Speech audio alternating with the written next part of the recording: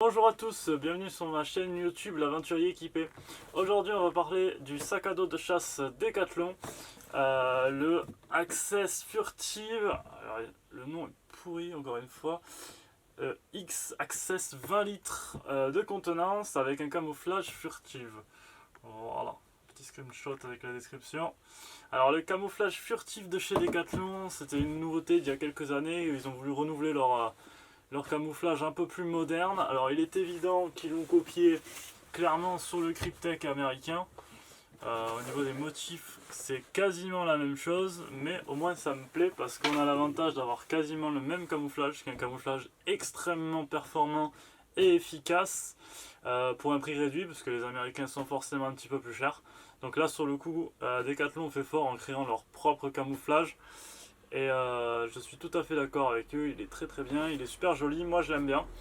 Donc voilà, je vais vous présenter le sac à dos. À noter immédiatement qu'il a été modifié, donc il n'est pas tout à fait comme d'origine. Déjà rien que la couleur, je l'ai modifié parce que je l'ai repeint un petit peu pour qu'il soit un petit peu plus sombre que la version originelle, qui faisait un peu trop neuve, un peu trop cheap et beaucoup trop lumineux, beaucoup trop vif en forêt.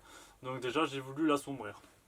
Donc voilà, présentation de ce petit sac à dos que je recommande fortement, surtout pour le prix qui est de 39 € si je dis pas de conneries, je déverrouille le portable, 30 €.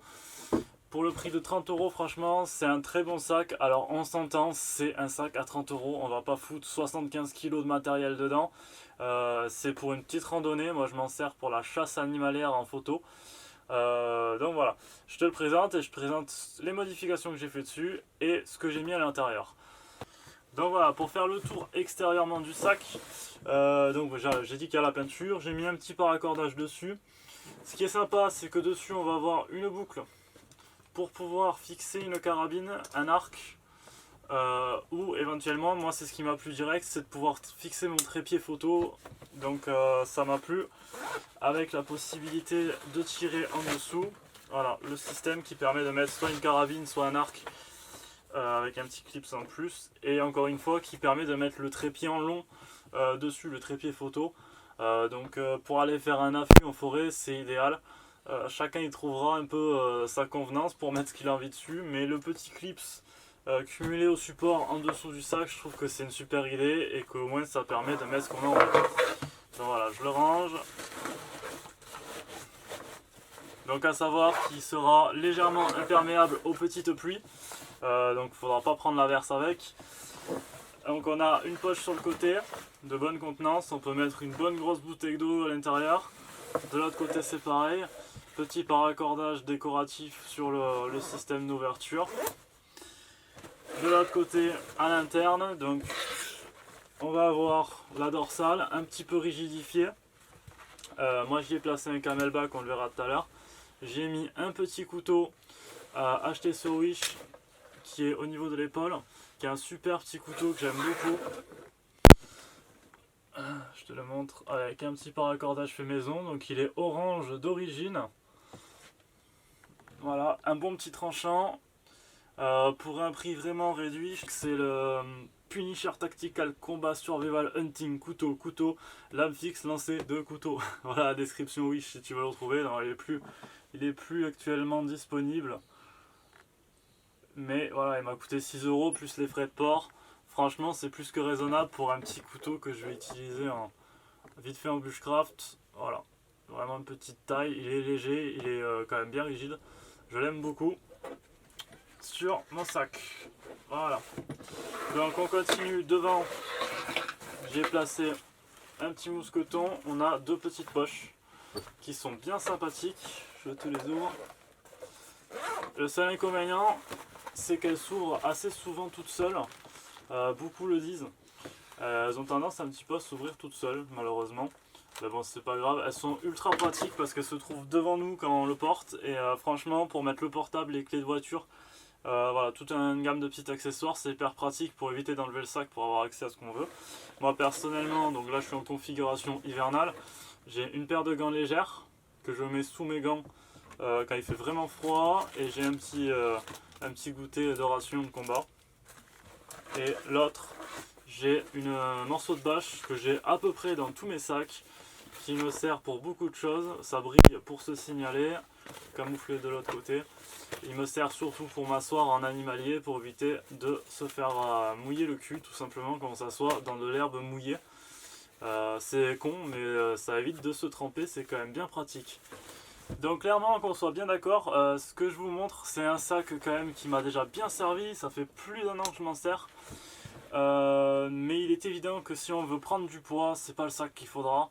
Je dois prendre entre l'eau et ce que je mets dedans 3, 4, 5 kilos maximum. Après franchement il fait mal au dos, il est trop petit pour ça. De toute façon moi je voyage extrêmement léger puisque j'ai besoin de discrétion si je veux faire de l'animalier. Donc je peux pas prendre 6 tonnes de matos, c'est pas un sac pour aller faire un bivouac. Ça c'est clair. Donc quand on ouvre à l'intérieur, moi j'ai la poche à eau, donc c'est de la marque Source. Vous pouvez prendre aussi un camelback chez Decathlon vélo, hein, ça coûte pas grand chose, vous n'avez pas besoin d'un truc militaire non plus. Très bon camelback cependant, donc on peut mettre tous les camelbacks, celui-là c'est un 3 litres. On va retrouver à l'intérieur une petite poche, c'est la seule qu'il y a dans le sac à dos. Voilà. Avec tout un tas de petits bordels, j'ai surtout beaucoup de mouchoirs, d'échauffement, encore une fois un petit gâteau. Encore des mouchoirs, une petite paracorde. Hop. Et ça sera tout pour cette pochette.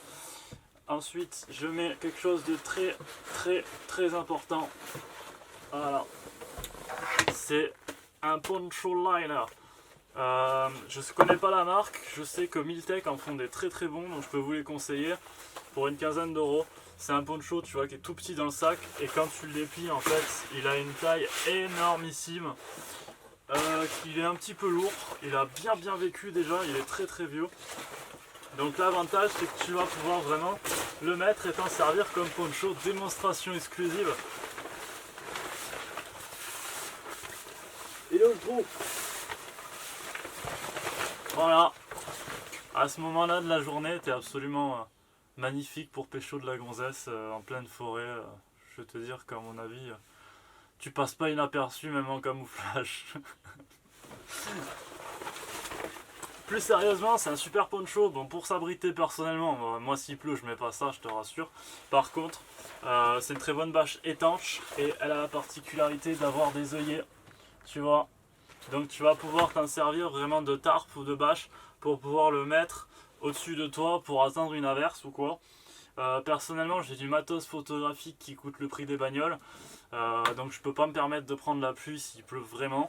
Donc c'est vraiment l'outil indispensable qui prend pas de place dans le sac et qui est vraiment super gros. Je pense qu'il fait 1m50 sur 2 mètres. Vraiment indispensable à avoir dans son sac à tout prix, quelles que soient les conditions, quelles que soient les randonnées. Ça peut vraiment te sauver la vie. Voilà, donc on continue. Après cette magnifique démonstration, j'ai un mousqueton d'escalade que j'ai peint en vert pour le plaisir parce que ça brille ces putains de mousquetons.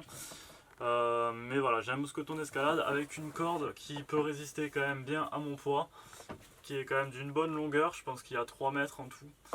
Je peux éventuellement la sortir si besoin. Je m'en sers un petit peu comme une longe pour me sécuriser, soit en poignée, soit accroché à la ceinture. Quand vraiment tu es en haute montagne et que tu as des trucs à franchir, il vaut mieux sécuriser un peu. Donc je fais pas de l'escalade avec, soyons clairs, mais je m'en sers pour me sécuriser. On sait jamais, une chute en montagne, ça peut vite tourner au drame. Un petit mousqueton pour t'aider à monter ou à descendre un truc arpenté, ça peut être super utile. Ça pèse absolument rien, c'est un mousqueton en alu et je le recommande fortement. Ça m'a sauvé la vie plus d'une fois, en tout cas au niveau de s'accrocher et voilà, de pouvoir descendre à des endroits où tu peux pas descendre sans corde. Ensuite, donc je vais ranger mon petit camelback. Voilà. À l'intérieur, au fond, j'ai plus rien. Donc c'est pas un sac de grande contenance. Moi, ce que j'ai fait, ce qui peut vous intéresser, c'est que j'ai fait une, je sais pas si tu vas le voir, j'ai fait une pochette, une poche. Donc ce que je disais la dernière fois, j'ai fait une vidéo pour récupérer les pochettes de vos pantalons. Ben là, j'en ai cousu une à l'intérieur avec dedans. Donc tu mettras ce que tu veux, mais moi j'ai mis énormément de paracordes. Donc voilà, qui peut aussi servir, je te montre la pochette de beaucoup plus près. Voilà, attends, je vais monter un petit peu.